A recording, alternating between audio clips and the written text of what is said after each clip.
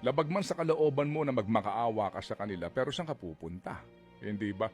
Hindi ko maintindihan yung disenyo nitong ating uri po ng pagbibigay ng serbisyo sa kalusugan, na bakit sa halip na ibigay mo ang bilyon-bilyong piso sa poder ng mga politiko, ba't di mo ilagay yan mismo sa mga ospital na ito direkta, at kapag ganito po ang kailangan ng isang pasyente, hindi na magmamakaawa sa politiko, automatic libre na.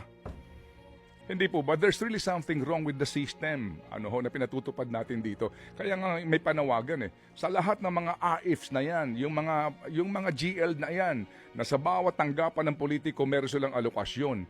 Ba't yan?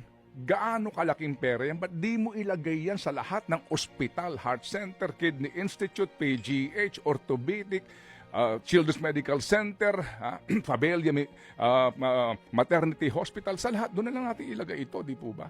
Nasa ganun, pagpunta roon ng isang, sabihin na po natin, sige, oo, lahat mo ng mga nasa charity ward, wala ka nang bibilhin. Libre na lahat dahil pera mo naman yan